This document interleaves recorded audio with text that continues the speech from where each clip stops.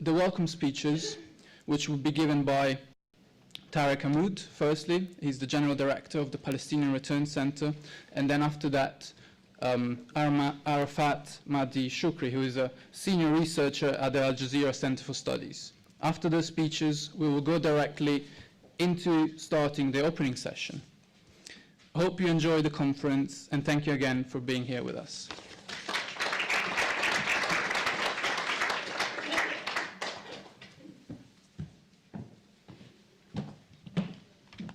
Good morning.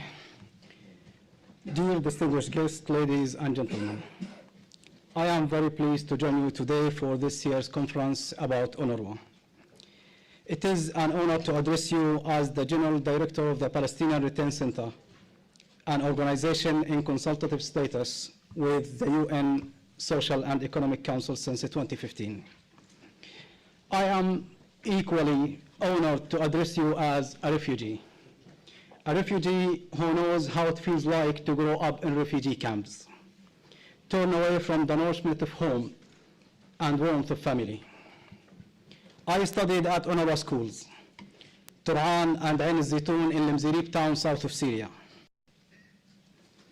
My schools were named after Palestinian villages in Galilee.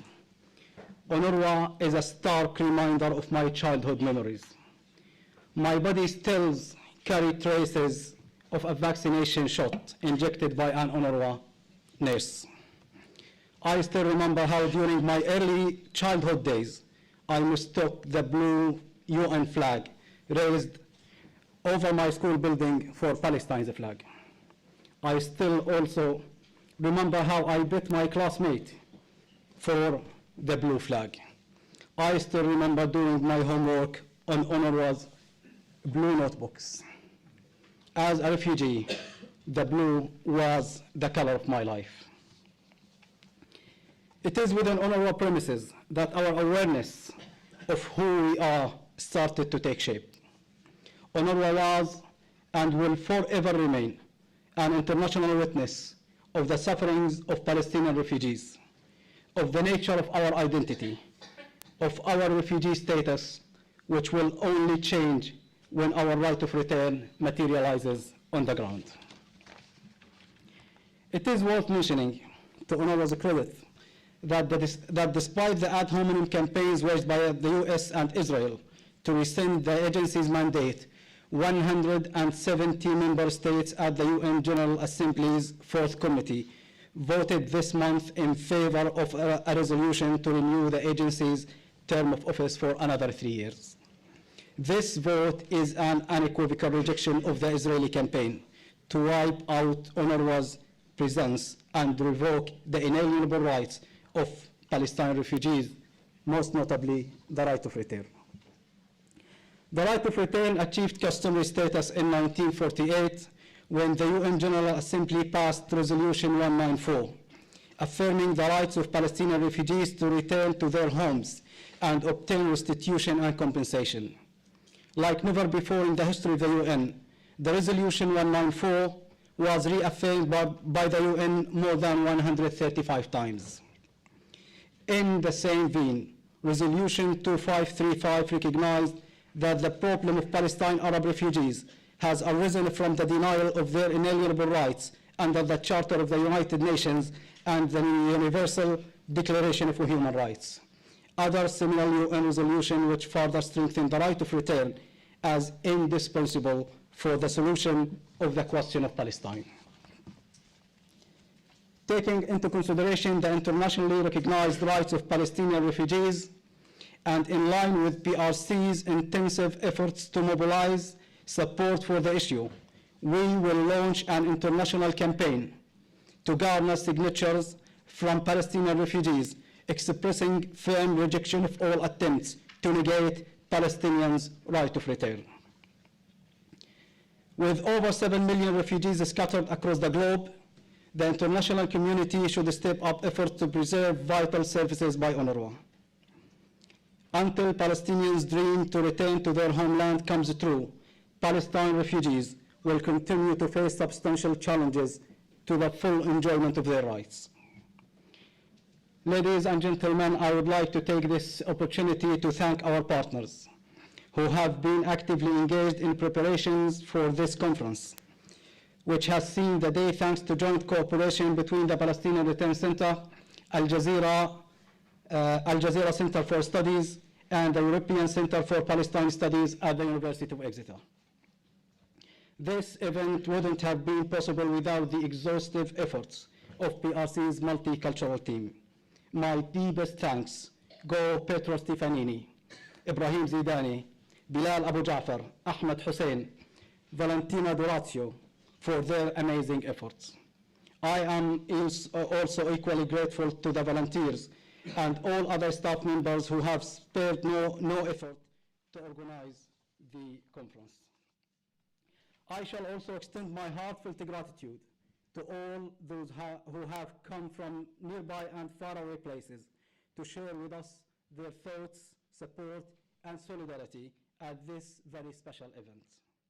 Thank you for being here to stand up together for UNRWA and Palestine refugees. Thank you.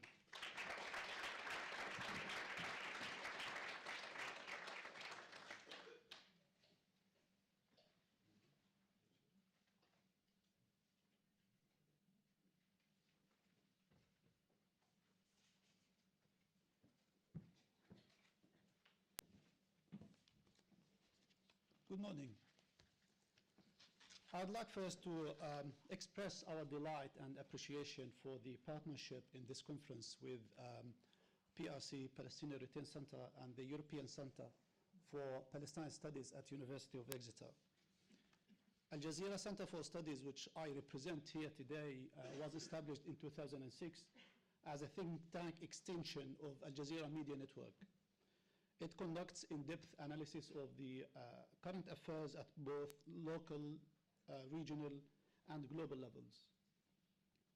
Its research agenda focuses primarily on geopolitics and strategic developments in the Arab world and the surrounding regions.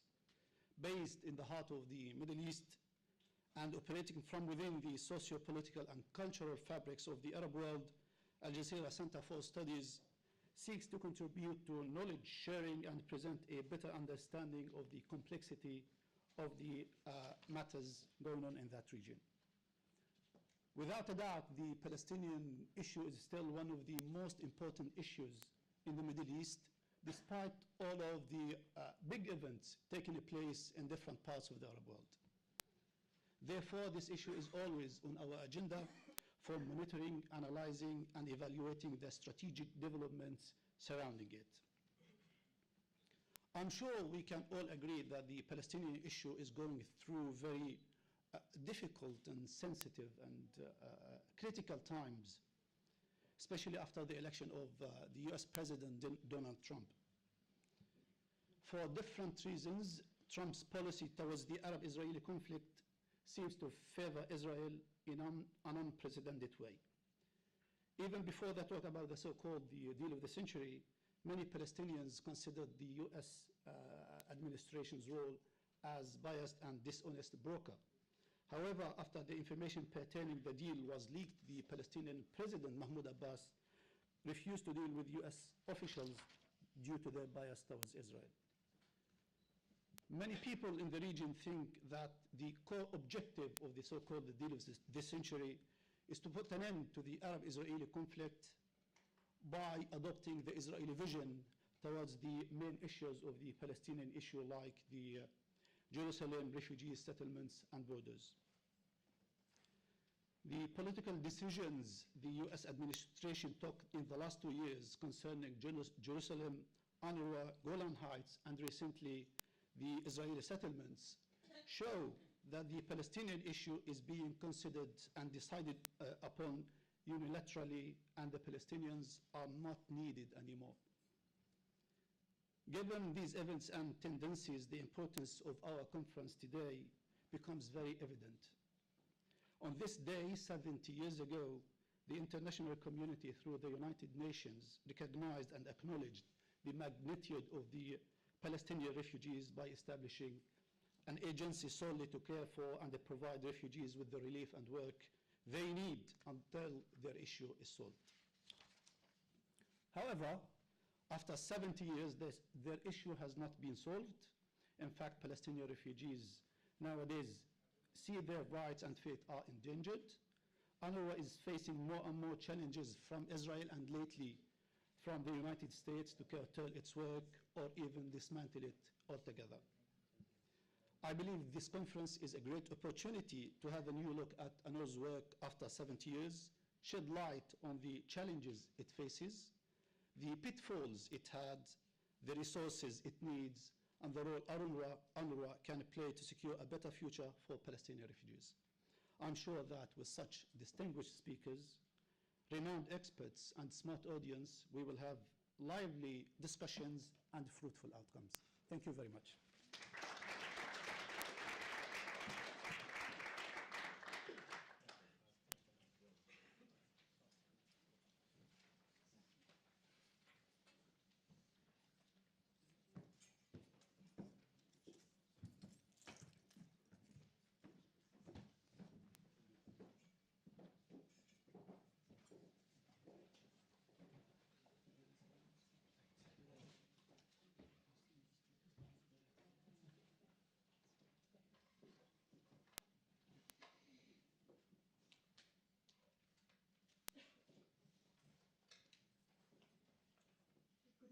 Everybody, is this working? Can you hear me? Yes. You hear me okay at the back? Okay, I'm very honoured and delighted to be part of this conference. And this first session, I think, will set us well into the rest of the day, because this is where we're looking at the overall history of the wonderful 70 years of struggle by UNRWA. It's a very special moment, not because of the 70 years only, but because, as Arafat just reminded us, Palestinians are in a particular time because of the current United States policy of attempting to delegitimize everything to do with Palestine, and that, of course, includes UNRWA and the cutting of its budget. I think in the last few months, as we saw decisions by the Americans on Jerusalem, on the Golan Heights, and most recently on settlements and the attempts to delegitimize the West Bank as it stands, it's as though they can't find enough things to try to delegitimize Palestine. And as the first speaker so movingly talked about, UNRWA has been over all these decades, and particularly with its schools, has been such an identity-forming experience for so many, many Palestinians. So I welcome all these wonderful former UNRWA people that we have with us today. I just want to mention one person who, of course, is not with us today, but I think is a symbol of how increasingly difficult it is to function as not only UN bodies in Palestine, and particularly in Gaza, but also for all NGOs. You'll all be familiar with the World Vision having to cut 120 jobs in Gaza, putting 40,000 kids unable to access the aid they were having before. And I think that the current 3-year campaign against Mohammed el-Halabi is something we need to bear in mind, because it just symbolizes how, well, the lengths that will be gone to try to prevent solidarity and action for Palestinians.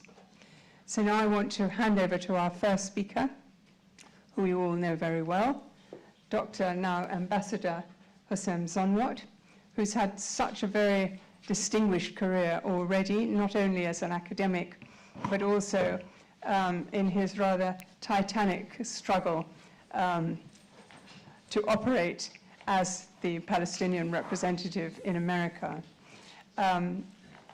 He managed as brilliantly as anybody possibly could, but I think at a great price to his family. And we particularly are happy and want to welcome him here in London. Over to you.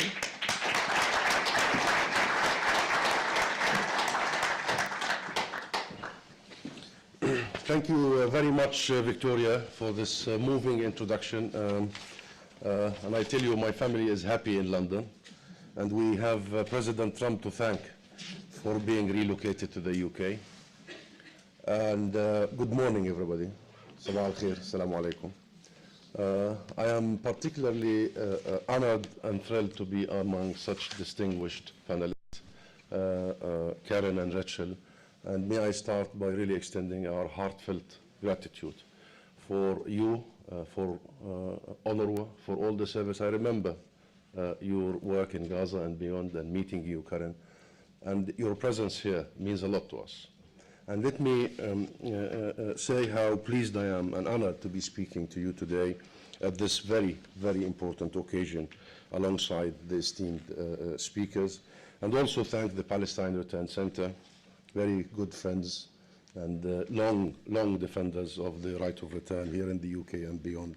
And of course, with the University of Exeter and the European Center for Palestine and the Al Jazeera Research Center for organizing this timely conference. The issue of refugees, as everyone knows here, goes to the very, very heart of the Palestinian cause. The Palestinian cause began with the forced displacement and dispossession of around 2/3 of our nation, and losing 2/3 of our land in 1948. That is the origin of the cause of Palestine. This process of forced exile, displacement, dispossession is ongoing until this very moment. Just last week, Israel has declared that it has approved a law, into parentheses, to annex big parts, swaths of the occupied West Bank. And it was and continues to be a deliberate, since 1948, colonial process of displacement and replacement, as our good friend Professor Ilan Papi accurately described. But let me say this right from the beginning. There will be no resolution to our struggle without a resolution to the origin of the issue, that is the plight and the rights of the Palestinian refugees. And such a resolution must see the refugees able to fulfill and enjoy their rights, including the right of return. Some describe this right as an impossible issue to resolve, some in Israel, of course, with some of their international friends. Let's be clear. For us, this is both a collective and an individual right. My father, Saeed, was born in a beautiful town by the name of Simpson, in the south of Palestine, near Asqalan. In 1948, my father lost his home, his land, and as a result, I was born in the Rafah refugee camp to the very south, in the beautiful Rafah, to the very south of Gaza. And there is a story why I was born there, because my father and grandfather, as they were trying to protect their family from the shelling and the killings of 1948, my grandfather kept asking, are we still in Palestine? And they would answer him, yes. At one point he asked, are we still in Palestine? They said, yes, his colleagues, his friends. But if you step one step, you will be in Egypt. There I was born. So he wanted us to stay in Palestine. But let me first make a rather downcast observation, Karen. It is a testament to human failure, our and others' failure, that we are today talking about UNRWA at 70. Just think about what it means. 70 years of refugee camps, of refugee status, of enforced temporary refugee existence. Millions remain stateless and homeless and targeted. Millions, these 7 decades later, suffer the most precarious existence of them all that of exile. Nothing is more hurtful to a human being than exile, forced exile. Millions are denied their basic right to return home and to live in freedom and self-determination. That is a failure. It is ours and it is the world's. That said, I of course have to commend UNRWA. Like what we just heard from the director of PRC, their work has been tireless and crucial. It has not only kept people alive, but offered them education, opportunities, livelihoods, a chance of betterment. Perhaps most importantly, some hope in this dark time is really giving all these refugees an opportunity. Let me use myself as an example. Upon graduation from Birzeit University in the mid-90s exactly, my first and only choice was to join the United Nations because of exactly what we just heard. Because our life as refugees was all about the blue flag, the 4x4 jeeps, the UN schools, the UN flag flying all over our camps. I grew up with a semi-permanent roof blowing above our heads in our temporary homes. Every day I would see the UNRWA service to all of us, all my generation, all the kids, the children in the schools, in the hospitals, the clinics. And my generation grew up really to look up to, respect, associate ourselves with your service, with your mission, with UNRWA, with the UN. I'm just one of hundreds of thousands of Palestinians of my generation upon which UNRWA left its mark. We have grown up, some of us, to be the voices and representatives of our nation. Some of us have become the professors, the doctors, the geniuses of the IT. All that thanks to UNRWA. UNRWA has been among the most effective investments in human history. This year, UNRWA educates around 500,000 Palestinian kids, children. These 500,000 children will also grow up to be the voices of their generation and to be a force of good for their nation and other nations. And my friends, UNRWA and the care and the support for Palestinian refugees in particular, and refugees in general, is an international moral and legal obligation. We, the Palestinians, did not choose to be refugees. We do not want to be refugees. We cannot wait for the time when we are no longer refugees. UNRWA's continued existence is a manifestation of the international community's commitment to and responsibility under international resolutions on the Palestinian refugee issue and on the Palestinian issue in general.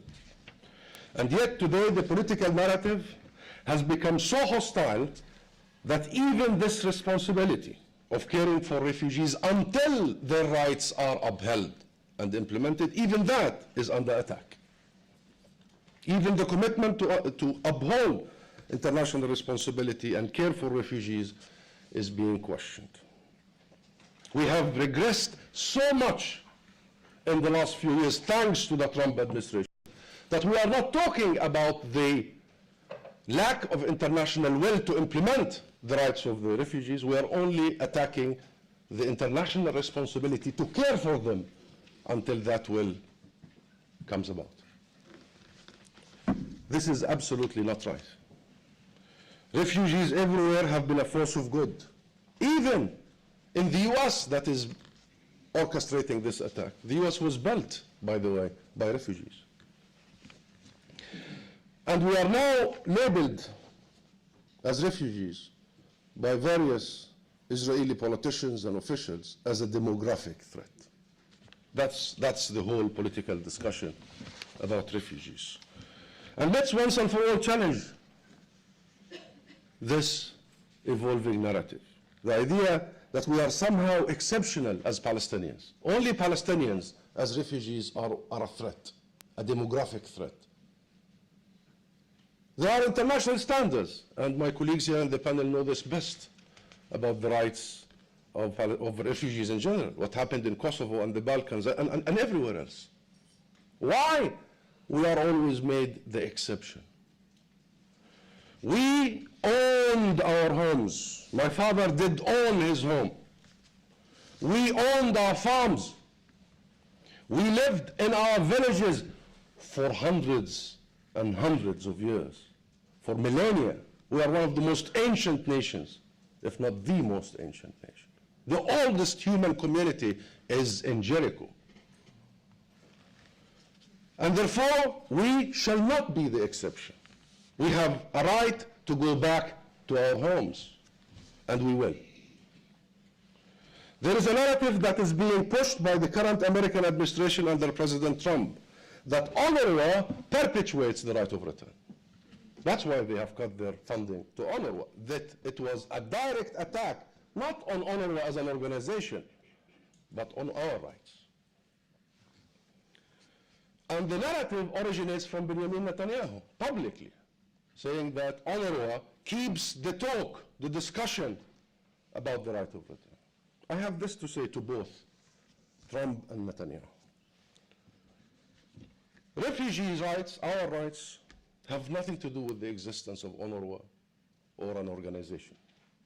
We commend, we vow, and we will continue working with UNRWA. But our right of return is not associated with an organization. Our right of return, our national rights and individual rights are kept alive by our own insistence on our rights. We do so first of all because we have an agency as Palestinians, and we have pride. We keep our identities alive, our culture, our heritage alive, our history, our oral history, our written history, in every sphere of life, in every corner of every refugee camp. And many of you know this very well. We know where we came from. We know our homes in Jaffa and Haifa and Asqalan and in the hundreds of villages that have been since destroyed. We remember how we got to where we are now. We know what happened in 1947 and 1948. We know in details, and we tell our children. We do not forget. This is why the right of return is alive, and it will continue being alive. Come and ask my son Saeed, who's 8 years old, where are you from? He will immediately tell you, I am from Simpson. He has not seen Simpson, but he knows that is the origin of his father and his grandfather. And I know this goes for every Palestinian refugee, every and each Palestinian refugee. The only thing that is preventing a resolution is not our definition and our defiance, nor the clarity of international law. It is Israel's insistence that the Palestinians alone among the nations do not have the right to return to the lands and homes from where they were forcibly uprooted. Let me fast forward very quickly by saying that this whole attack on UNRWA has been serious. I was in Washington when the attack started. It was very serious. And it was meant to actually see the end of that organization. To cut $300 million in one go instantly was meant to actually dismantle the organization at once. Today we stand and the organization is with us. UNRWA is with us, kicking and screaming and still giving opportunities and life to hundreds of thousands of Palestinians. Thanks to the world. You saw only last week or the week before the resolution on UNRWA. While the US was trying to isolate UNRWA, isolate the Palestinian people, isolate the Palestinian leadership, UNRWA and the Palestinian people and the Palestinian leadership have managed to isolate the US. Only 2 voted against UNRWA in this world. 2. Guess Yes, even Micronesia did not vote against UNRWA.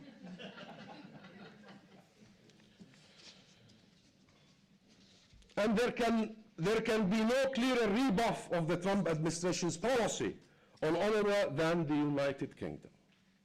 Not only did not follow suit, it doubled its contribution.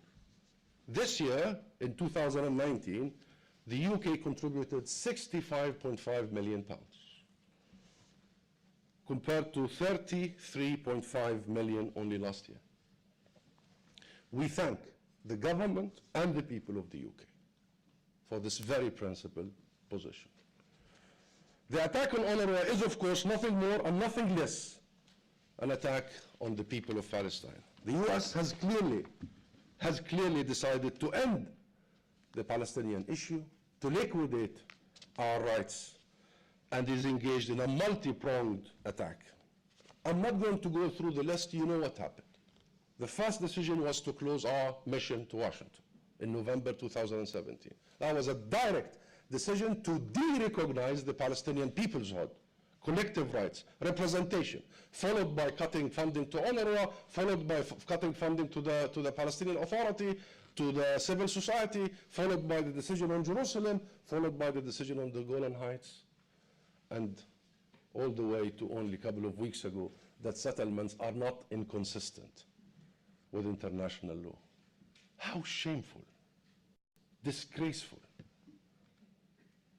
And as such, Israel now has the guts to actually stand in the daylight and tell all of us in the eye that it will annex territory, occupy territory.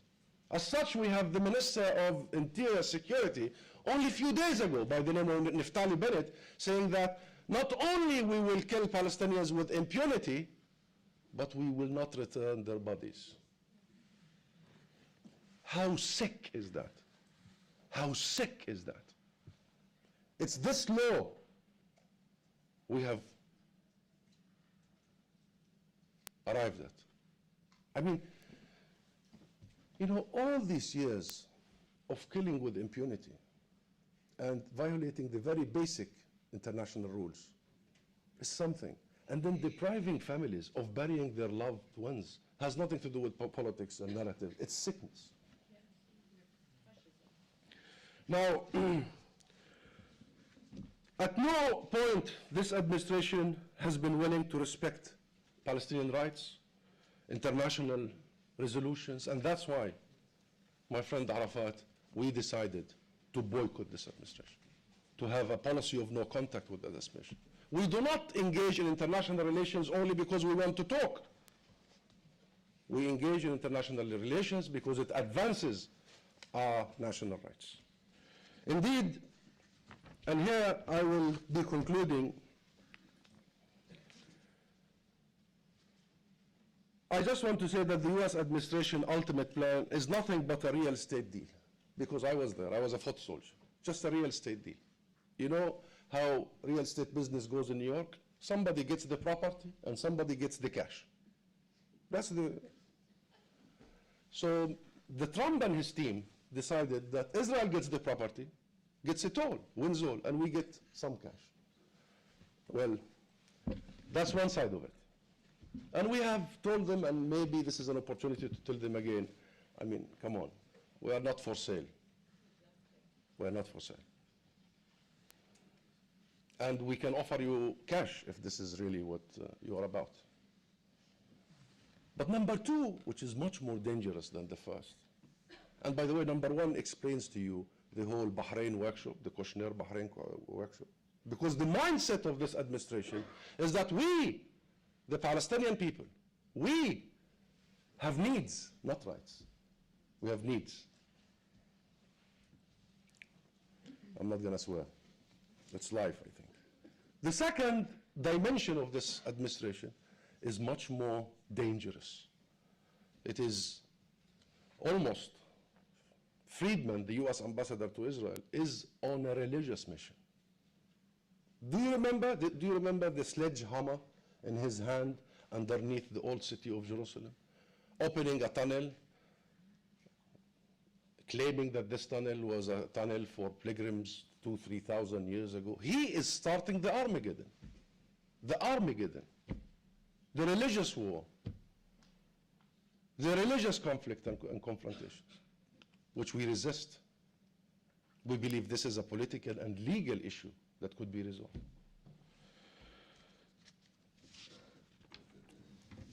Now, let me just clarify our position and end here.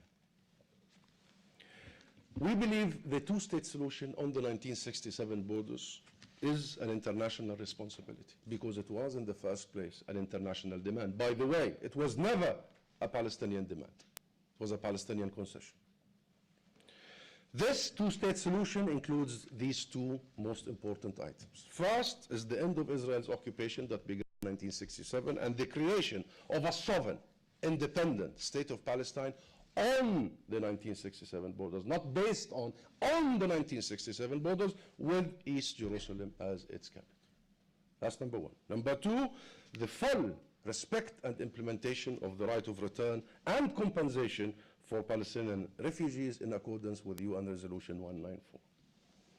One does not and will not come at the expense of the other. May I repeat this? One does not and will not come at the expense of the other. Those who have the illusion that we will be focusing on the state, not the refugees, or the refugees are not the state, are mistaken. This is the formula. This is the maximum we could have offered the world and the minimum we will accept. Yesterday was the International Day of Solidarity with the Palestinian people. Only yesterday, the 29th of November. We take our strength first and foremost from our people, our nation. But also, we take it from our friends, our international friends, our Arab brothers and sisters, from the international community and the people of the world. This is our cause, but it is also the world's. This is not just about justice for Palestinians.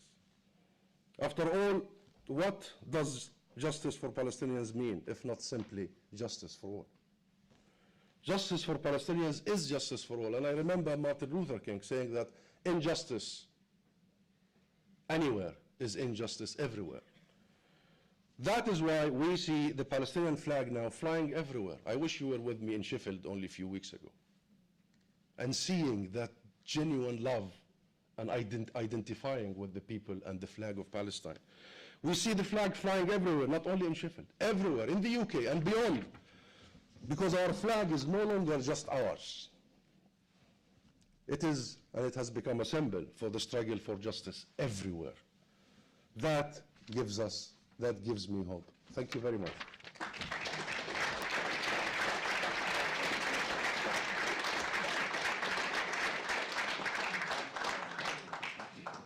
Thank you very much, Ambassador Zumwalt. Very comprehensive. It now gives me great pleasure to introduce Karen Abu Zaid, who is like the epitome of the international civil servant at the service of people. She was 20 years in UNHCR, and she worked in Sudan, Namibia, West Africa, the Sierra Leone, Liberian Civil War. Then she was in Bosnia in the worst 4 years of the Bosnian War in Sarajevo. And then she was the Palestine person that for many of us, I first met her in Gaza more years ago than I care to remember, but anyway, a long time ago. And she ended by being Mrs. UNRWA, having been the deputy, she then became the head of UNRWA.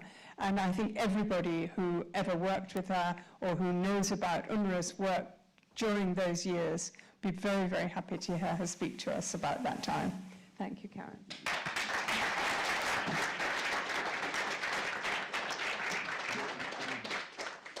Well, thank you.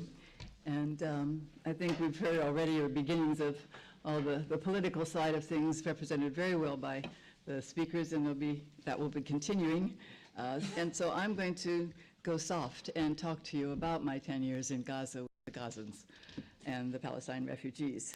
And I've actually chosen this subject as an opportunity to describe life under Israeli occupation in Gaza and to acquaint others with the heroic Gazans with whom I lived and worked for 10 years, from 2000 to 2010. Their stories, indeed their lives, over decades have been ones of increasing hardship and threats with all the restrictions the occupation imposes. Repeated, sometimes deadly conflict with the neighbor who engages without restraint, often violently, and an overall lack of freedom, including of movement beyond the borders of this 27 by 7 mile territory, resulting in the impossibility to enjoy or even live what could be termed elsewhere as normal life. Yet, what one encounters in the territory is not under, when the territory is not under periodic, recurrent military threats from next door, is an appearance of normality. As Gazans go about their work, their schooling, even their recreation, with a determination and an attempt to face and overcome their hardships positively and with mostly good cheer. I recall my decade in Gaza with pleasure, sadness, and anger, as you will appreciate as I describe this period in Gaza. As was mentioned, for 5 years, 2000 to 2005, I served as UNRWA's Deputy Commissioner General under Peter Hansen's Commissioner Generalship. This was very important and much appreciated introduction to a refugee situation which was very different from those in which I had been involved since 1981 with UNHCR, mostly in emergency situations in, as was mentioned, Sudan, Namibia, Sierra Leone, Bosnia, and South Africa. In 2005, on Peter's retirement, I became the Commissioner General, a post I held both gratefully and enthusiastically until 2010, when it became time for me to retire as well, however reluctantly. Having been in the field for most of my 20 years with UNHCR, working with other refugee populations meant being in the relatively safe places where refugees take refuge. For me, this was for the most part, excluding my assignment to Sarajevo during the war. I do not wish to suggest that Gaza was or is what most would describe as safe, but in relative terms, Palestine refugees in Gaza and the West Bank, which UNRWA also served from Gaza headquarters then, along with the Palestinians in Jordan, Lebanon, and Syria, they lived at least partially under the authority, however challenged and dictated by the occupying power, of their own Palestinian administration, one in Gaza under Hamas and the other in West Bank under the Palestinian Authority, who has overall charge as well. This meant that the usual care and diplomacy needed to negotiate terms for those who took refuge in foreign lands were not the challenge they often are in the latter case. We had our supporters who were the government there. In Gaza, in particularly, and to a lesser extent in the West Bank, the refugees and UNRWA's challenges instead were with the arbitrary borders established and periodically reestablished by the occupying power, who made their own and ever-changing rules on when, who, what, how much, and how many could cross those borders. What I wish to convey is the disconcerting environment, which in many ways and times during the decade I'm describing appeared to be blatantly contradictory. Normal, on the one hand, since Palestine refugees in Gaza and the West Bank and Jerusalem were at least nominally, although only partially, heroically in charge of their own lives with the semblance of everyday activities under their own auspices, as is the case among non-refugees. I use those terms semblance and partial. This relates to the occupation, which is what it is, and oversight by this hostile neighboring occupier. One need only take note of the ever-increasing encroachment on Palestinian homes, historical and religious sites, their lands, which occurs on a regular basis. Almost daily in Jerusalem and the West Bank, today, often to the extent of destroying homes and farms and other properties and lives. While Palestinians in Gaza during the decade I described went about their lives, working, schooling, taking advantage of the beach along their very narrow strip of land, somehow like unoccupied citizens, there was always that looming shadow of recurring attacks, of constant prohibition of movement across the border for important things like medical care, accepting a scholarship abroad, visiting relatives in the West Bank or elsewhere, or simply having a holiday in a new location without the need to beg for permission, often declined. And keep in mind again that Gaza is a very small territory for 2 million people, 1.5 million of them Palestine refugees. Imagine a territory on the face of it ruled, but contradictorily, not controlled by its own elected government, with freedom of movement inside its externally defined territory, free speech to a certain extent, free choice to a much more limited extent, but confined within this narrow space where all of these freedoms, in fact, are determined, or at least affected, I could say dictated, by the same hostile neighbor.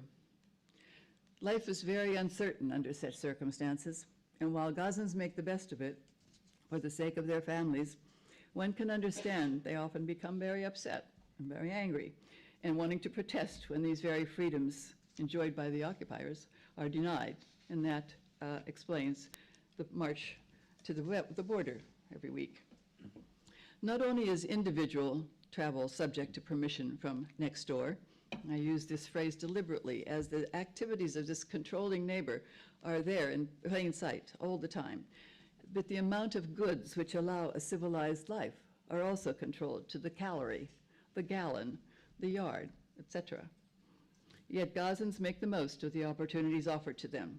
If granted permission, usually after multiple applications and long waits to cross the border for serious purposes, as I've mentioned already, medical, education, business, to visit ailing relatives, for example, there will still be interminable waits at the so-called border and a long trek by foot to reach the Israeli officer who's going to eventually open the gates and let you out.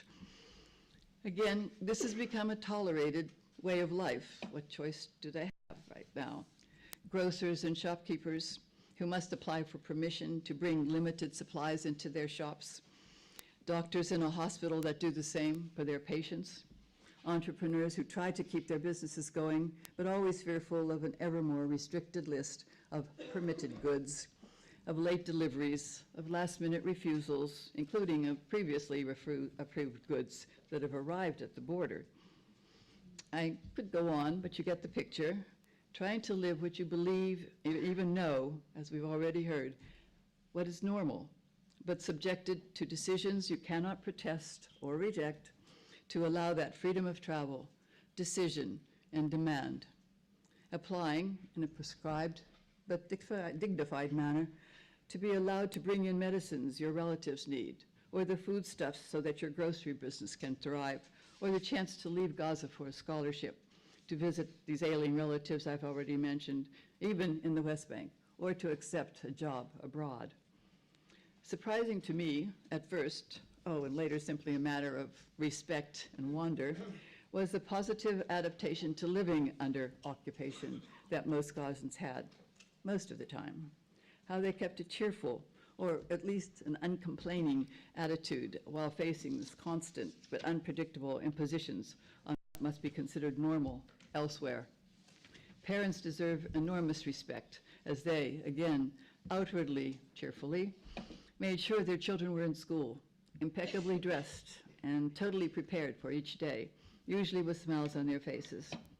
Particular thanks are due to the teachers who met their responsibilities and meet their responsibilities as if they're living as normal teachers, unburdened by the specter of anything untoward or challenging that could occur at any time and had to be overcome while living under the edicts and interference of a hostile and powerful neighbor, and who determined how many and which books you could order, and how much paper and how many pens you and your students needed. So far, I've been describing life under the quiet times, not those when usually for reasons not easy to understand or comprehend, the violence would erupt in the form of aerial bombing from next door. Then all bets were off, as they say. Everyone hunkered down, hoping to avoid being wounded or losing a home or a farm, or a relative. Events and the environment grew gradually more difficult during my decade in Gaza, and even more since I've left.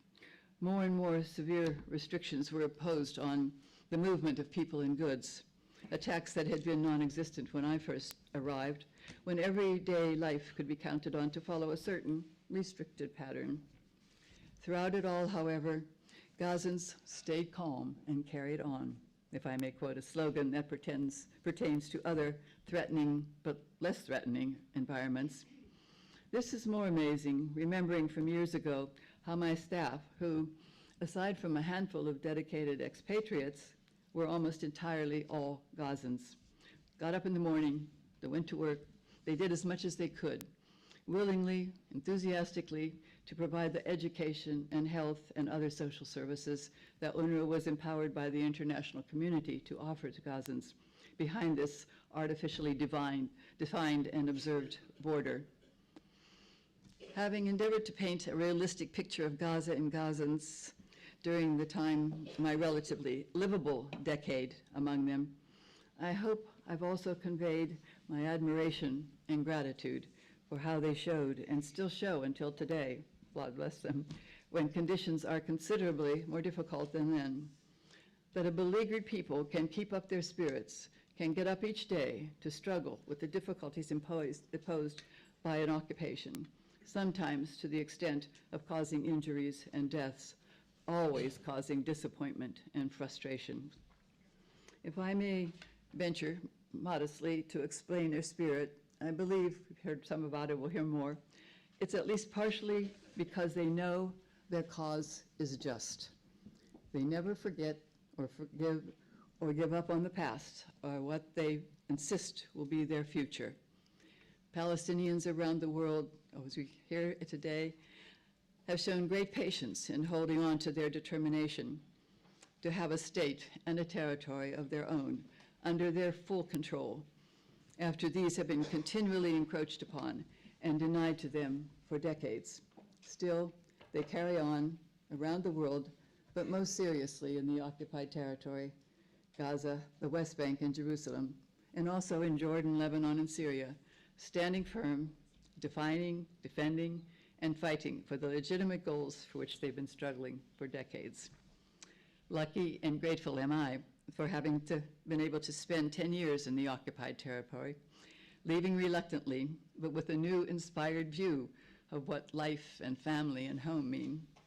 And thanks to the spirit and the determination of the Palestinian people and the strength and righteousness of the Palestinian cause, I, with many others, continue to look forward to that day when justice will have its day in the Middle East and the Palestinians will live free. Thank you.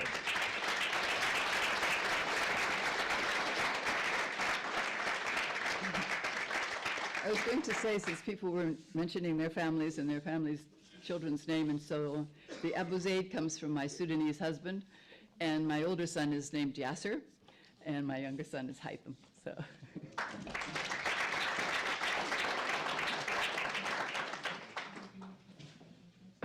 Thank you so much, Karen. It's a wonderful tour d'horizon. Our third speaker is Rachel Evans, who is the director of the legal department of UNRWA. Luckily, she has a whole slew of degrees and international law experience, but I can hardly think of any other job in which being the legal chief would be so challenging as in dealing with Israel in this situation. Rachel, please.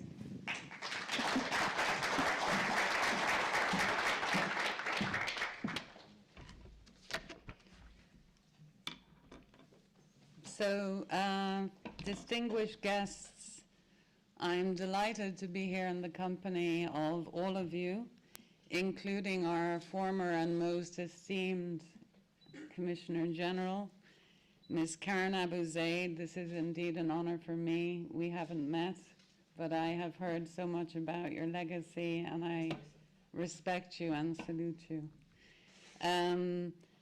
UNRWA 70 requires a necessary reflection, and I'm here on behalf of UNRWA to offer some humble perspectives on 70 years of existence, achievements, challenges, and outlooks. So I hope you'll bear with me. I'll try and stick to my 15 minutes, and it's hard to zone in on exactly what to say, but I have thought about what perhaps would be most useful for this audience.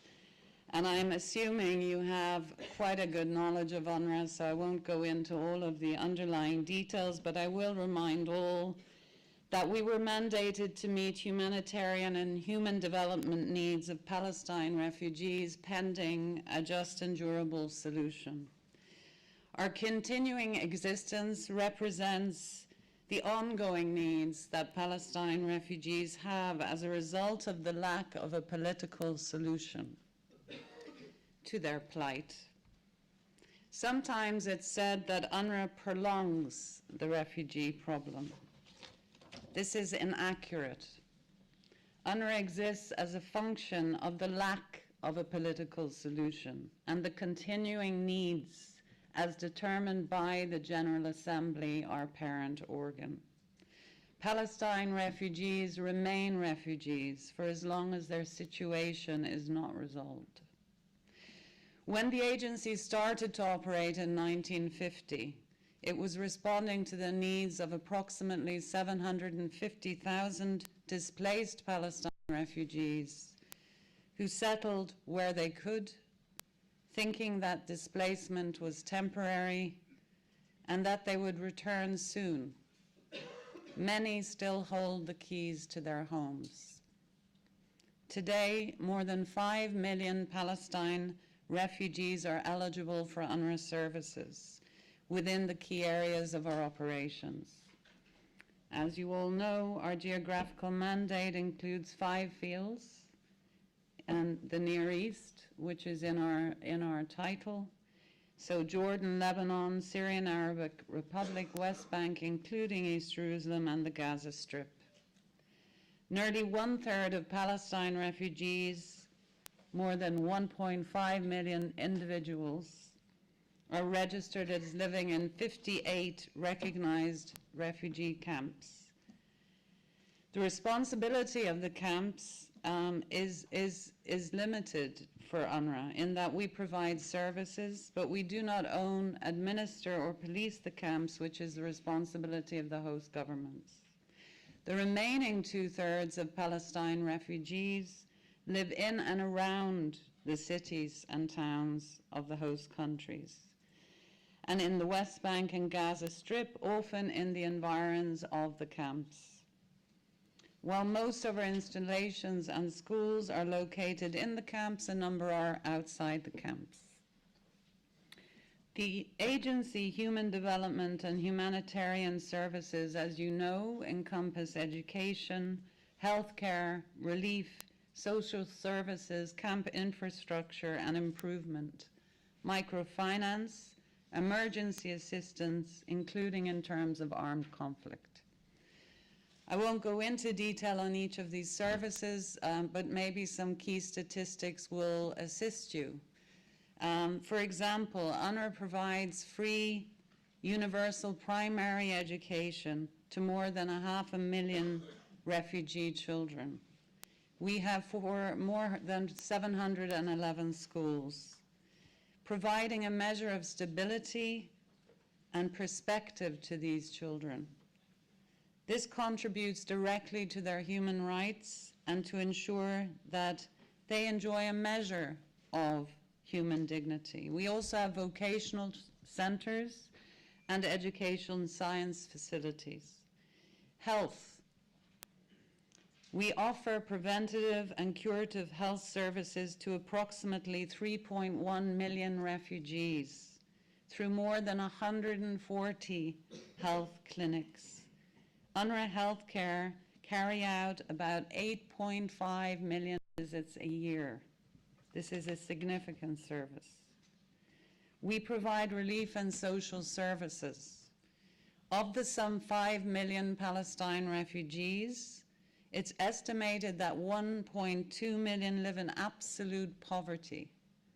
700,000 of them live in abject poverty, unable to meet even the most basic of needs. We have a microfinance department, which is alive and kicking and an extremely interesting program, providing sustainable income-generating opportunities for Palestine refugees, as well as other poor and marginalized groups who live and work near them. We have provided to date more than 437,000 loans to assist, and in particular, the recipients of the loans, the majority of women, receive them with 100% repayment credibility. We have UNRWA camp and infrastructure programs which work towards a safe and healthy urban environment to Palestine refugees, whether it's to ensure safe drinking water, waste removal services, stormwater drainage, rodent control services, to avoid the combats of the spread of sanitation and hygiene-related diseases. We also provide shelter, including through schools in emergency times. So some statistics here, because this is a real service. Our teachers in the day become shelter managers at night. For example, in the 2014 conflict, UNRWA housed over 300,000 displaced refugees in Gaza in its schools. We also provide emergency response. And here you have to imagine, again, our staff turn from teachers, doctors, sanitation laborers during the day to emergency response providers at night on the ground. UNRWA does not leave during crisis. It stays and it delivers. Protecting and promoting the lives and the human rights of Palestine refugees under international law is one of our core and prioritized functions. It safeguards and advances the rights of Palestine refugees through the direct provision of services and advocacy activities. We have been a strong advocate for the protection and promotion of the rights of Palestine refugees. This has included on the negative consequences of the occupation in the occupied Palestinian territories, the blockade on the Gaza Strip, the impact of the Syrian conflict on Palestine refugees, and we document alleged human rights violations, and we have a duty to bring these to the attention of the duty bearers and the international human rights system. Through protection interventions, UNRWA addresses the root causes of abuse and neglect of beneficiary rights and highlights the urgent need for a just and durable solution to the plight of Palestine refugees. And for this work, we are continually attacked. I thought it would be useful, because I knew Karen would be reflecting on the decade up to 2010, to consider regional and operational developments in our environment in the decade between 2010 and now, to give some understanding to the intense, challenging operating environment in which we operate, and to fully appreciate the sheer unsustainability of the situation of Palestine refugees in overall human terms, from social and economic perspectives to the dimension of human rights, security, and dignity. Trends over the last decade have become even bleaker. Over the last decade, it started with the so-called Arab Spring, which created a space and an opportunity for expression of civil and political rights. But it also produced challenges and dangers, political upheavals or unrest, which created tensions in all of our areas of operation. Refugees, in addition to the heavy burden of protracted and unresolved exile, are facing the challenges of this social and economic change This has brought regional tensions, impediments to peace and sustainable development. So if we reflect on the proximity talks and the fragile hopes that it engendered when they were eclipsed by the tragic events on the high seas on the morning of the 31st of May, 2010. These events were a painful reminder of the nature of occupation of Palestine lands in general and the closure of Gaza's borders in particular. And this particular event illustrated the dire consequences of the international community's collective failure to achieve a negotiated solution to the conflict and to enforce and ensure respect for international law across the region. We have seen global financial uncertainty, which cast a shadow on the economic prospects of major donor states, which constrain their capacity to respond to UNRWA's needs as generously and as urgently as the situation demanded. And in turn, we saw increasing pressure on UNRWA to streamline expenditure, maximize cost efficiencies, impacting the quality and breadth of our services, resulting in a regional anxiety about what do these trends mean and imply for the prospects of UNRWA's presence and role. Successive financial crises have plagued the agency over the last decade. In 2018, we faced the biggest challenge ever in the history of the agency following the defunding of our biggest donor, the United States, first by reducing their contribution by $300 million and then increasing this year by $360. This left us with a deficit of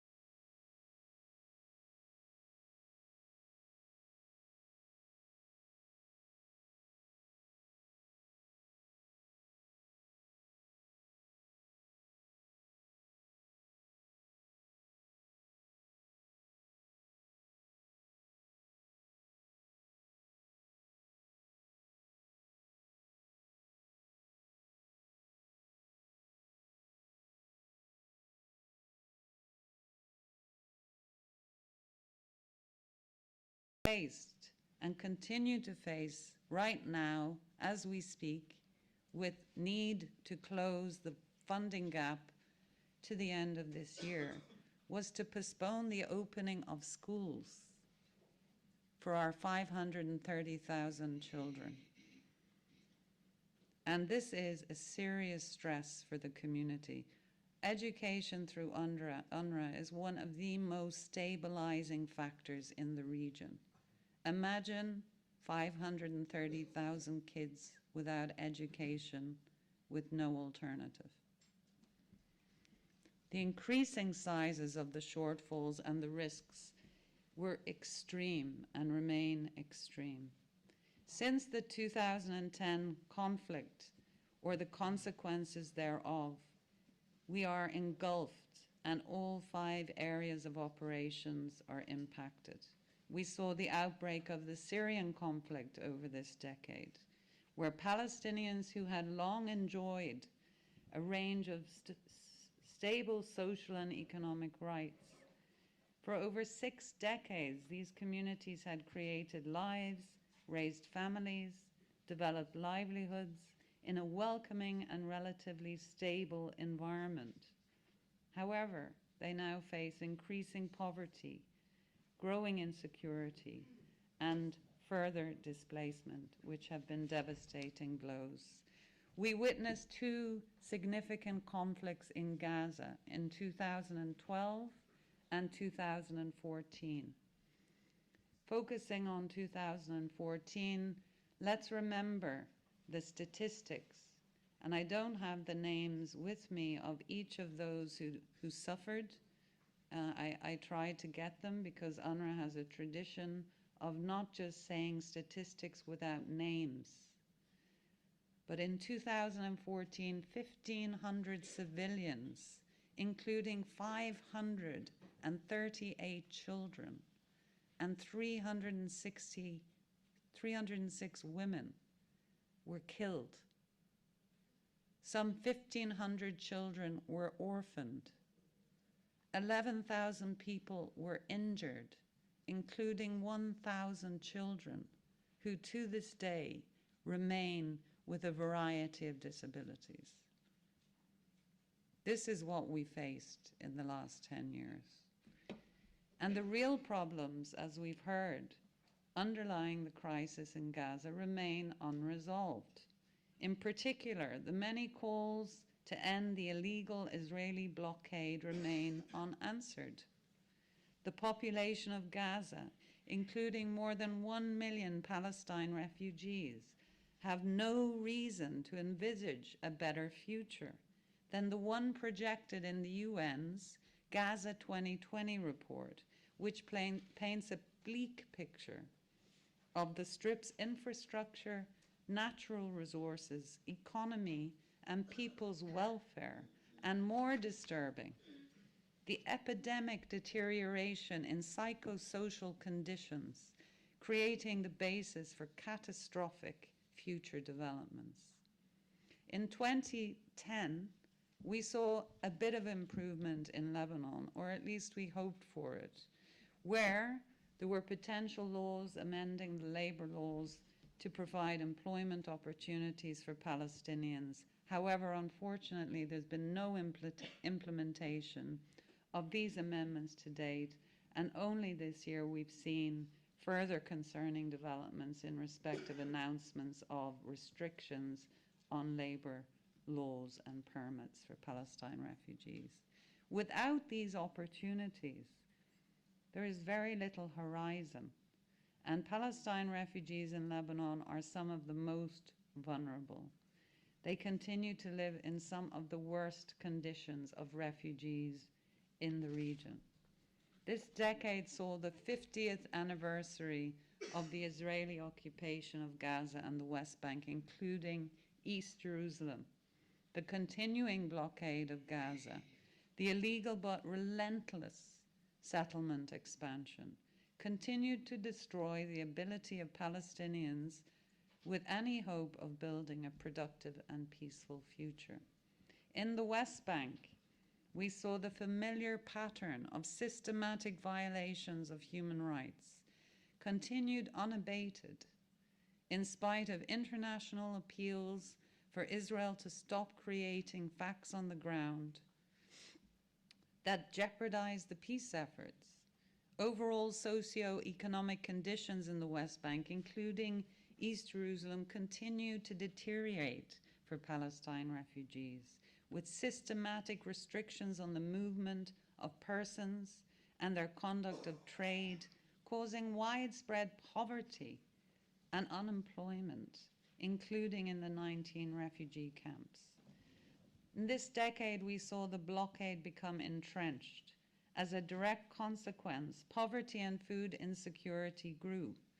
UNRWA has a major responsibility for the welfare of 2/3 of the population of Gaza. And from that perspective, it's clear that Gaza over the last decade has become close to uninhabitable, and that further conflict, bound as before to affect civilians, will erupt unless its causes are addressed. The unsustainability in Gaza has been measured by the continued downward spiral that the population of the Strip is confronted with. Refugees needing food assistance. This statistic is shocking. In 2010, 80,000 Palestine refugees relied on food assistance. In 2019, it's over 1.1 million refugees relying on food aid from UNRWA. They have nowhere to go, and unemployment is over 50%. For the youth, it's over 65%, and for women, it's over 80%. These are people, by the way, who wish to work, who are educated, who have skills. These are people today receiving food assistance, who a few years ago ran factories and employed people, now relying on food baskets. Lebanon and Jordan continue to pay a heavy price for regional insecurity, and the conflict in Syria in particular. We use every opportunity at UNRWA to pay tribute to the hospitality of Lebanon and Jordan and emphasize the need of the international community to support both countries. As we heard, we saw the move of the US Embassy to Jerusalem that caused strong reactions and anxieties. We saw a rise in attempts, as we heard, to delegitimize UNRWA and Palestine refugees, including a recent announcement by the government of Israel of a policy to replace UNRWA services in East Jerusalem, contrary to international law, including the rights enshrined in the Fourth Geneva Convention. We saw the so-called Great March of Return and extensive violence in already traumatized Gaza, with many killed and thousands injured. And this situation is greatly underestimated by the world. More people were injured in about 10 days of mostly peaceful demonstrations than during the 50-day attack and all-out war in 2014. Being exposed to danger and hardship has been the daily routine in this decade. Palestine refugees remain vulnerable, and this vulnerability increases, as happens with refugee communities all over the world when they are exposed to shock of conflict. But I must dwell for a moment on the broader challenges, and we heard some reference to them today. So funding challenge I've expressed, it's clear, and with some exceptions, UNRWA relies on voluntary contributions. To perform our mandate, we need 1.2 billion a year. Our current deficit lies at 167 million, and we're in November. And that is a very restrictive budget. 167 million still means that we have to postpone vendor payments. We have to take SURF loans from the international OCHA facility, and so on. It's a very minimal amount and will not resolve all the issues. Okay. We've seen all kinds of other attempts to delegitimize UNRWA, and they were referred to today, whether it's the definition of Palestine refugees, the issue in relation to descendants, the offhand comment that it should be so easy to merge UNRWA and UNHCR without any absolute thought on the difference of the two agencies and the ridiculousness of that suggestion. We see attacks on the generational status when all refugees around the world pass status down to their descendants. We've seen protracted situations in Afghanistan, Angola, and all kinds of other countries. And the right of return, which is a fundamental right for all refugees, enshrines in GA resolutions. I'm being told I need to wrap up. I have too much to say, and perhaps during the day I can say more. What I would like to highlight, though, is during this decade, UNRWA has achieved monumental achievements that are not always heard because we're not very good at PRing ourselves. What we do is spend a lot of time reacting to the attacks, which are many. But we have made leaps and bounds in areas of cost efficiencies, in programmatic reforms in relief and social services, education and relief, or education and health systems. Our microfinance program has received endless awards. We have been innovative in our funding, seeking alternative solutions. Last year alone, more than 40 countries stepped up to the mark to bridge the funding gap. And if I may, with a short conclusion, why are we still relevant? We have 2 million students who have passed through UNRWA schools over the decades since 1950. We have, in the last decade, delivered 86 million medical consultations. We take 23,000 patients every day in our clinics. We provide shelter. We provide livelihoods. And I would like to conclude by reminding ourselves that the strength of UNRWA and its value to the international community are inextricably linked to the significance of refugees as a distinct constituency of the Palestinian body politic. We make an essential contribution to their well-being and dignity, and therefore enhance the value of Palestinian human capital. This is an organization that has seen a lot over 7 decades. It's seen the pain firsthand and the injustice. It has also seen achievements. And despite the extreme adversity, we are an agile, extraordinarily nimble, and resilient organization operating in one of the world's most polarized environments. At 70, we are an illustration of what can and in many ways has been achieved for Palestine refugees. But we are a living reminder of what happens when no political solutions are found to address the underlying causes of historic injustice. At the heart of dignity and the plight of Palestine refugees is an unresolved conflict, an ongoing occupation, and a lasting injustice. Thank you very much.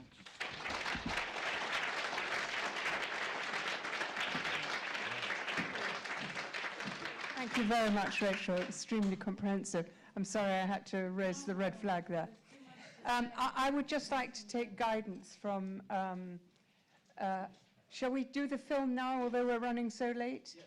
Okay, so now we have a short film from Canada, from Professor Michael Lynch, who, as you know, is the Special Rapporteur, the UN Special Rapporteur on Human Rights, following Richard Falk. So we can play that now, please. Good morning. It is my great pleasure and honor to have been asked to be part of this important and timely conference. For reasons that I will mention in a minute, UNRWA is an institution that is very close to my heart. First of all, may I beg forgiveness from all of you for not being able to join you in person as much as I wanted to be there. My current teaching schedule is a very demanding master, which must be obeyed. With regret, I know that I am missing a great opportunity to meet the very distinguished speakers who will be presenting today, as well as those of you in the audience. My best wishes to all of you for a very successful conference.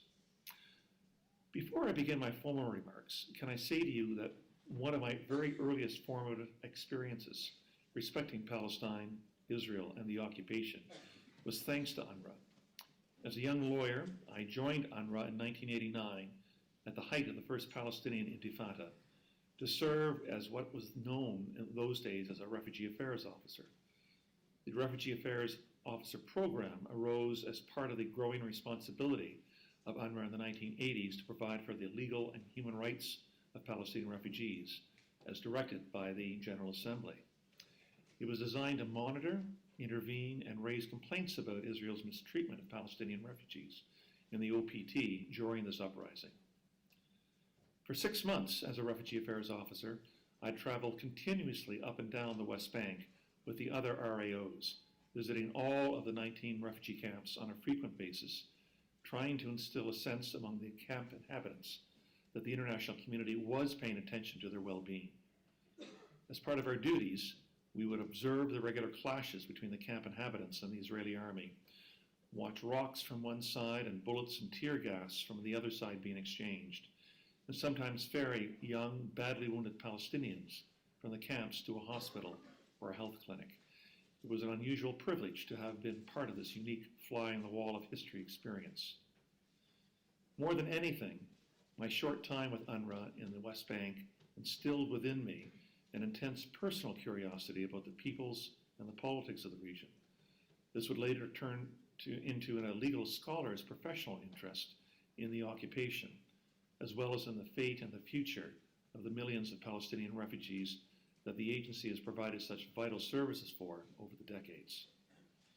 In the short time that I have, I want to discuss 5 issues and put them in the context of international law, the occupation, and the human rights of the Palestinian refugees, keeping in mind the rights of the more than 2 million refugees in the occupied Palestinian territory.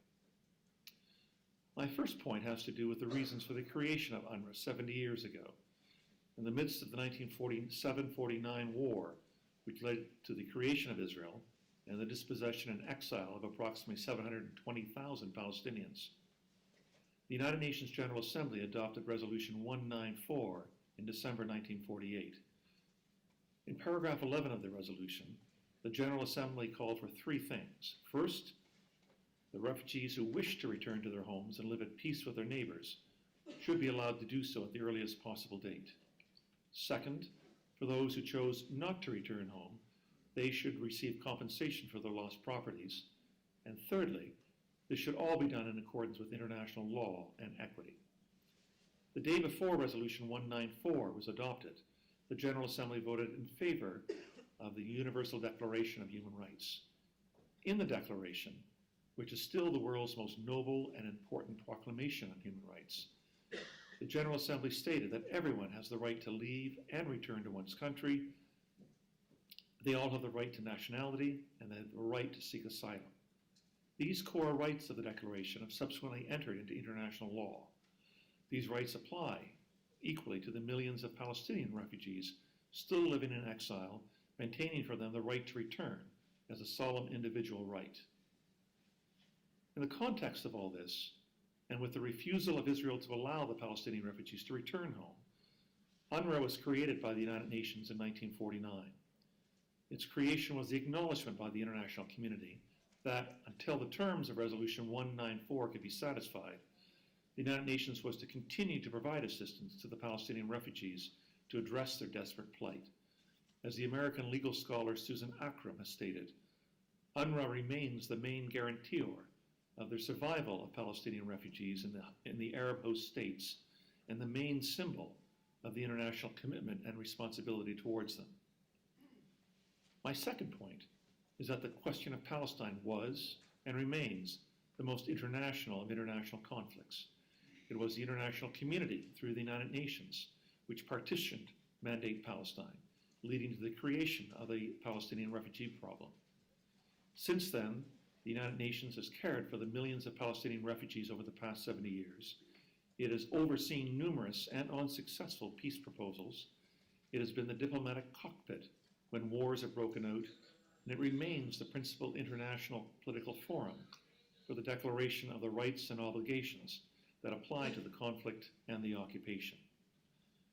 Consequently, the only just and durable solution to the question of Palestine must be a comprehensive solution which addresses all of the outstanding issues within the framework of international law, including the rights of the 5 million Palestinian refugees. The ultimate solution, be it a genuine 2-state solution, a single democratic state, or some other durable and fair settlement, has to satisfy the obligations of international law and the international consensus on this issue. This is our barometer, our fundamental guide to a morally and politically based, rights-based solution, which understands and encompasses the fact that Israeli Jews and Palestinian Arabs have a shared future together, and it must be based on equality and justice for all. My third point is that the same rules on the rights of refugees everywhere to a durable solution also apply equally to the Palestinian refugees. Globally, the 3 accepted durable solutions are 1, voluntary return to one's home country, or 2, integration into the host country, or 3, resettlement into a third country. Whenever there will be a proposal for the final settlement of the Palestinian refugee issue, these choices must be before the refugees, and they must be able to freely decide individually which option they would prefer. This choice must be theirs and theirs alone, and cannot be abrogated by anyone else. My fourth point is to pay tribute to the valiant work performed by UNRWA over the past 7 decades. In the face of regional political instability, catastrophic wars, perpetual budget crises, a sometimes hostile international environment, and a rapidly growing refugee problem, UNRWA has accomplished an extraordinary amount in the face of all these challenges. The administration of over 700 schools, the delivery of local health care and multiple public health campaigns, the consistent upgrading of water, sanitation, and power utility services, and the employment of thousands and thousands of Palestinians. These are remarkable accomplishments by any standards. None of this is meant to airbrush the problems that are internal to UNRWA. Anyone who has worked with UNRWA or closely observed its operations will acknowledge that there's always more to be done and that there are mistakes to be addressed and answered. But when honestly evaluating the positive and the negative attributes of the agency, and separate those from the rote criticisms made of UNRWA's work by those who are inherently hostile to its mandate, one can conclude that it has done a lot with very little.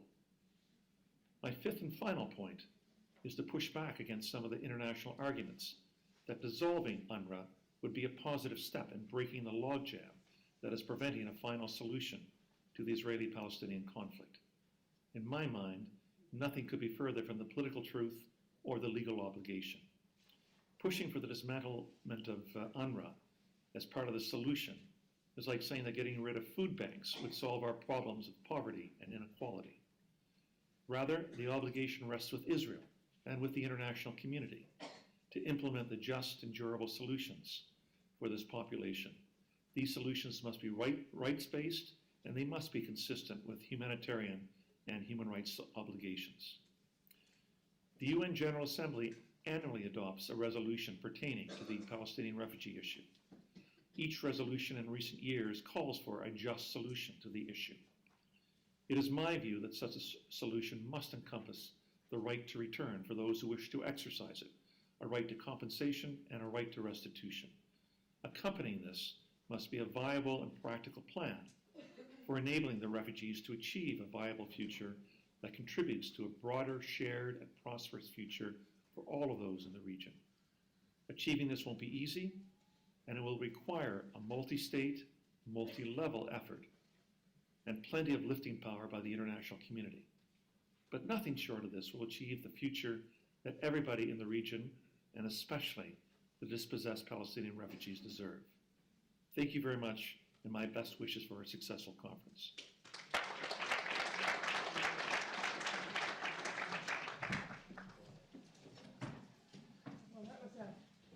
Very terrific tour d'horizon by Michael Lynch. I'm so sorry he's not with us. I'm sure many of you would have loved to question him. We've now been allowed a few more minutes, so we have nearly 15 minutes of questions. There is a roving mic. So can I see some hands raised so I can see? Okay, let's take the two at the back there. And the one here on my right. We'll take them together, and then our panel will answer. Two at the back, one on each side.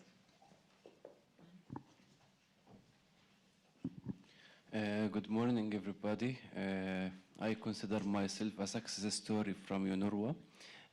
I was born and raised in Palestinian refugee camp, and I left it around 3 months ago. I'm studying now, doing master's here. The Palestinian refugee camp is in Jordan, Souf camp. So I am a success story for UNRWA, so I will be always thankful. But when I left, there was a strike for the teachers in the schools in Jordan, on UNRWA schools. And there is cut funding, so there are many concerns in north of Jordan camps, Palestinian camps. So what is the UNRWA plans for the next strikes for the teachers? Because it's a huge number of students who are depending on the UNRWA schools in Jordan. So this is my question. Thank you. Thank you very much.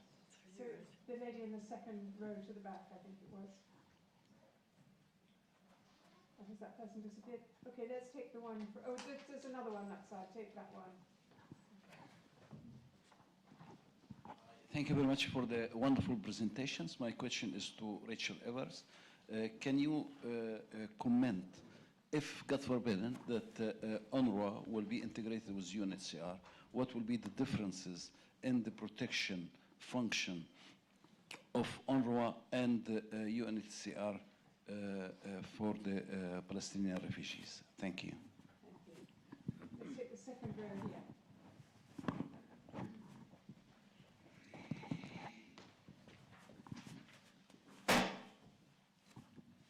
Hello, Khalid Nadeem, South Asia Middle East Forum. Thank you for your presentations. The Palestinian cause is a cause very close to my heart. Last year my father died, and before he died, he said to me, he said, Khalid, I know you're trying to do all sorts of things. Which things would you put at the top of your agenda? And one of the things I put at the top of my agenda was Kashmir and the Palestinian issue.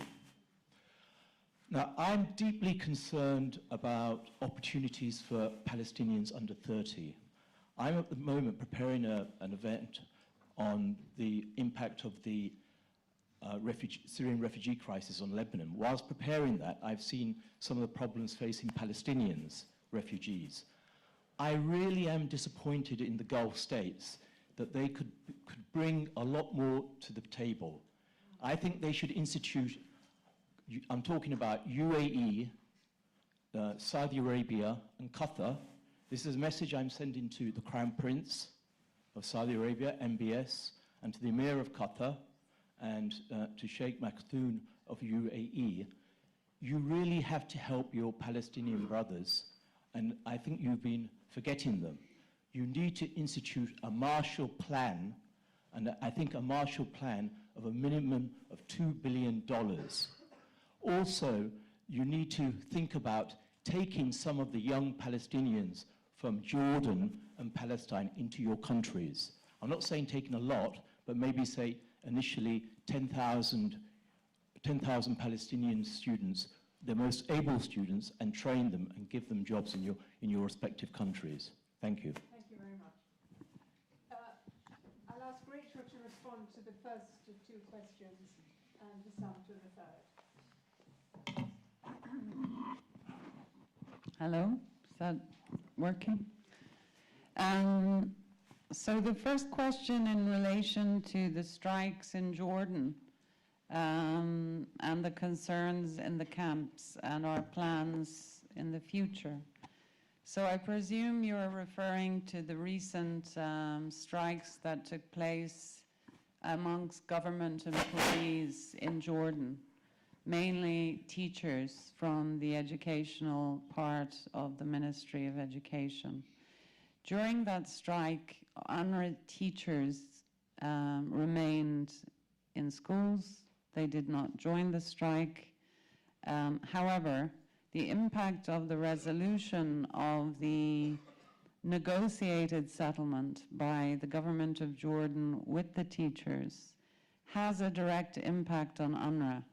And the reason for that is that UNRWA traditionally, and I'm not sure, but perhaps Karen knows better than me, has aligned itself to the host government salaries in civil service. Remember, UNRWA employees do not follow the UN national staff protocols. They are underpaid compared to the UN system and traditionally been aligned with the host government civil service salaries.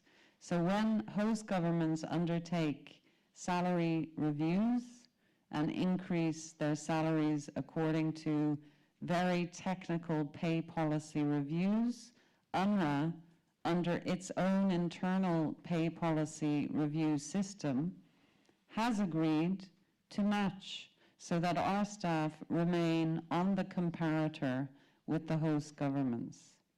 So recently, after the conclusion of the strike in Jordan, we were faced with a strike in our HQ and our Jordan field office, with staff demanding the same comparator. And we have systems which oblige us to undertake these reviews and to ensure that in that review, none of our staff remain below the comparator. And this is something that is difficult in times of financial challenge, because of course, once you do the review, you will find certain categories of staff that may be under the comparator and require increases. And the fact is, this is the cost of labor, okay? When that happens at a time of increased financial difficulty, it's hard for us. Because on the one hand, you have the moral obligation of increasing salaries according to the comparator, and on the other hand, you're facing significant financial deficits. So the two are very hard to bridge. But the moral and ethical obligation is there, and it's up to UNRWA to try and find the funding, and it's also for our donors and partners to recognize that these are pressures that we can't just continually say no to. And you have some examples across the region of this. For example, in Syria. Sorry, I'm going to have to stop you there. But please note that you'll be able to talk to Rachel all day. And I'll say that also, if you don't mind, for the second questioner. Yeah, I mean, because we'd like to take one more round of questions after this. But I'll be quick on the UNHCR question, if you like, because I think it's a relevant one. It's very quick. Yeah. I mean, this has been one of the increased attacks on UNRWA, that it should be easy to combine the two agencies. One, the two agencies were set up in the same year in 1949 for a reason. They both provide very different services. UNRWA is a direct implementer on the ground. UNHCR provides protection and assistance. There is no ability to align the two agencies. Well, the question about the Arab world, Khalid, and thank you for your passion. Of course, we need more support from our brothers and sisters in the Arab world. But I have two main points to make here. First, the support that we really need is not to accept more Palestinians in Gulf countries. We need the Gulf countries and the Arab world to help Palestinians stay and withstand and survive. We need Arab support, political and financial, to really help our people in Jerusalem, who are the heroes, the real heroes, every single morning, every evening. And they are in need of help. And Jerusalem, of course, is our national hub and is our national capital, but Jerusalem goes beyond us. We need their help with the increasing settlements and our ability in the West Bank to actually challenge these colonial cancerous settlements. We need their help in Gaza and the end of this blockade that has been happening. We need their help in many arenas, including disengaging from the occupier economically, and that's why we have been visiting Arab capitals all along. I'm sorry to be so mean, but I would just like to very quickly, if we've got, well, I know we've got one question over there, and then the lady, these two ladies here, but please make them very quick questions. Okay, one.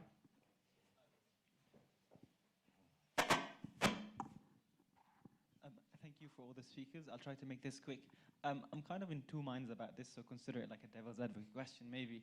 But I'm a Palestinian refugee from Lebanon. I was born there, studied in UNRWA schools. My dad is a teacher in an UNRWA school until today. So I've very much benefited, and my entire family is still benefiting from UNRWA. But do you not think that, in a way, UNRWA makes us complacent in that there's some Palestinian refugees here, give them some basic rights, and then kind of shut up about the whole right of return thing? Do you not think that the UNRWA should be pushing more about pushing for Palestinians to go back instead of kind of just trying to let them settle in the refugee camps where they are?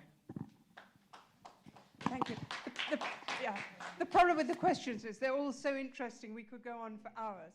But the lady in the orange scarf and the lady just in front.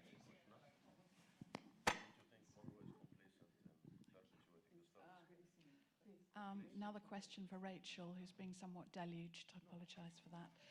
I was speaking with a friend in Borj al-Barajni camp in Beirut yesterday, and I'm wondering, at a time of shortfall, what the escalating economic crisis in Lebanon at the moment means the situation in the camps is becoming severe. and they are approaching a humanitarian crisis there. So I'm wondering, where there is still salinated water, there is no fresh drinking water, they all have to buy their drinking water. So I'm just wondering what happens in an emergency situation when you're suffering as you are with the shortfall.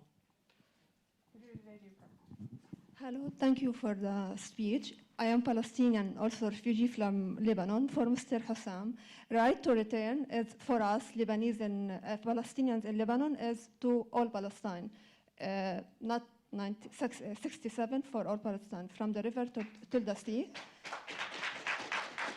And this is from my grandparents, and I will be also inheriting it to my sons and to my daughters. Second question, you have spoken, it's a comment, but I needed to say it.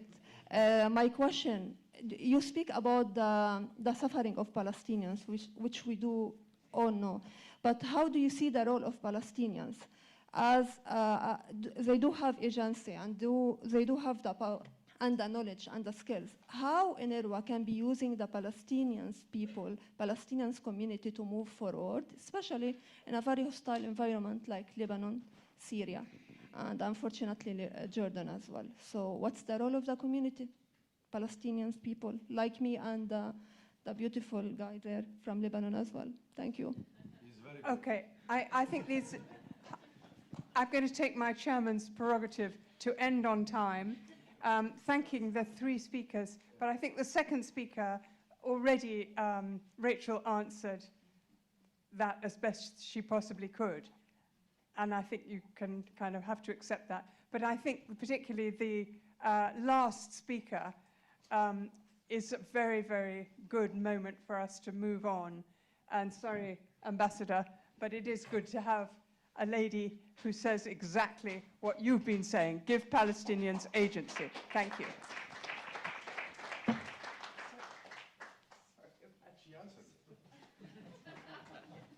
Thank you, everybody, very much. Can you please be back here at 11:30?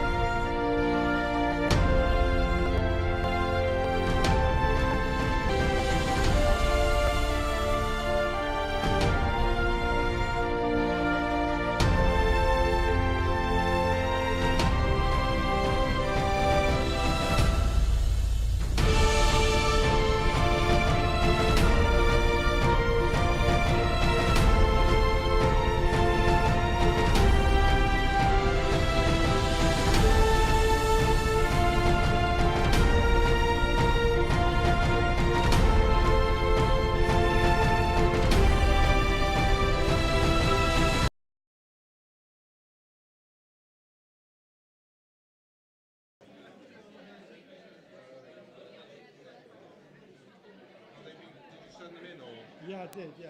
Okay, so forgive me.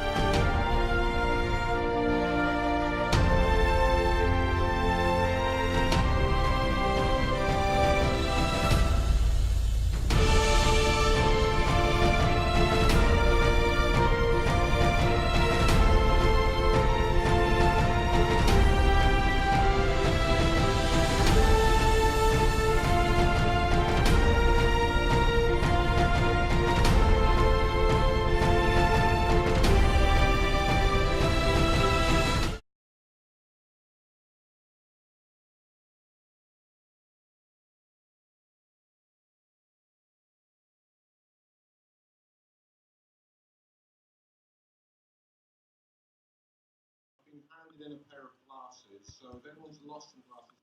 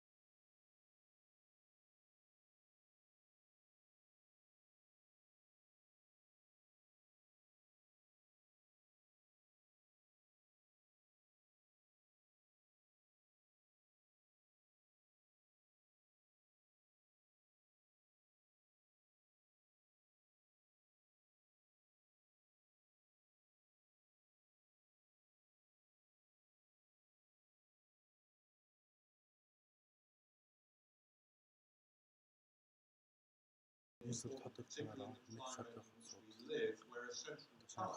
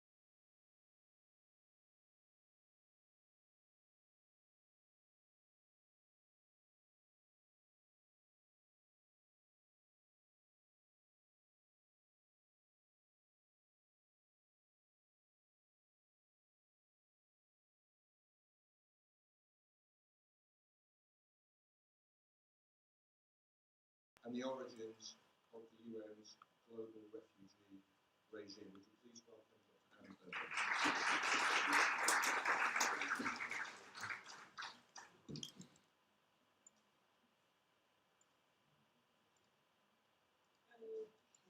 Can everyone hear me? Okay, great. Okay, so good morning, everyone. Thank you for giving up your Saturdays to be here, and thank you very much to the organisers for inviting me to speak today and for suddenly giving me extra time due to the halving of our panel. As Ben said, our panel is focusing on the relationship between UNRWA and Palestinian refugees.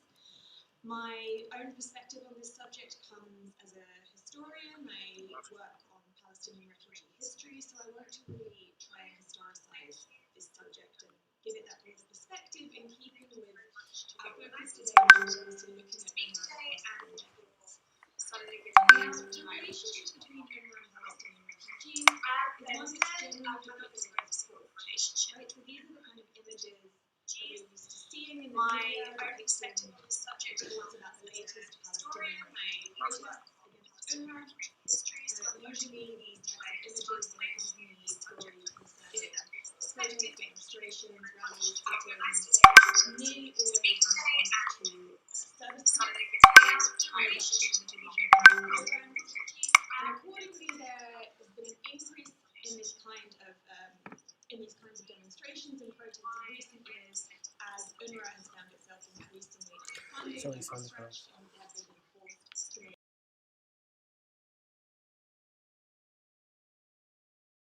Appears to have increased in recent years. Some degree of tension between the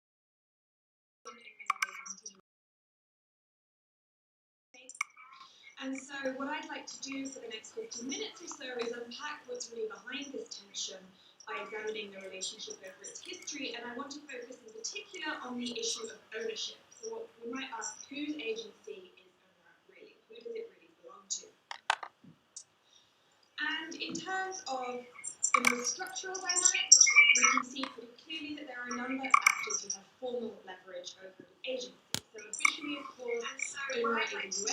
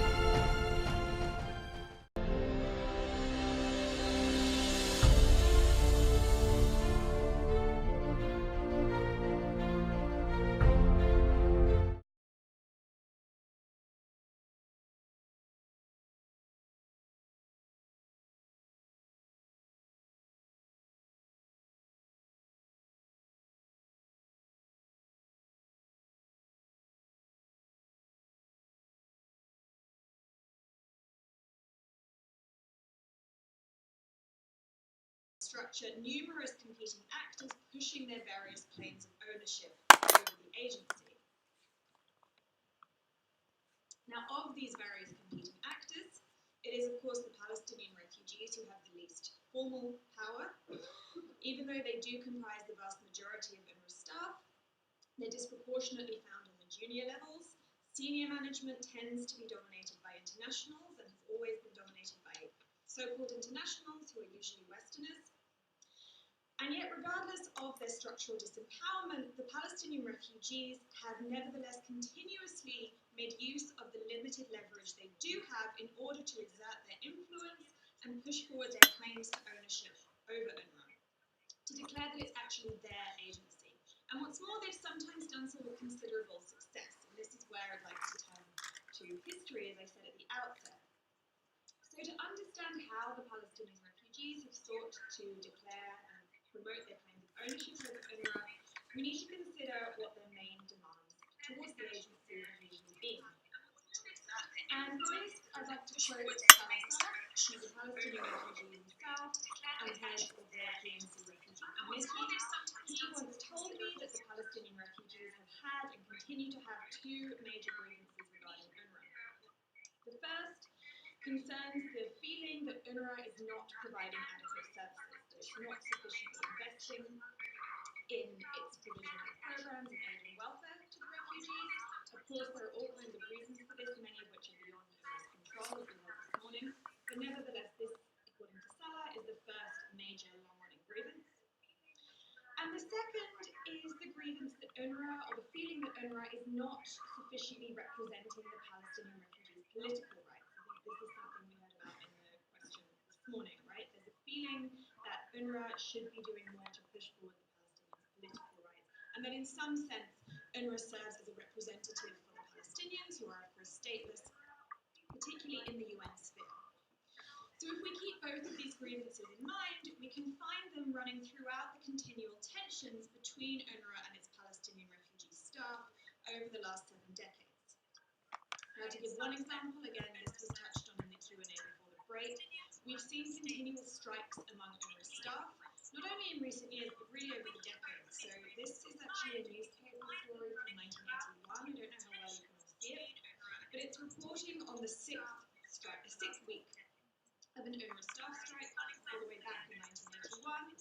This was a strike by Palestinian staff demanding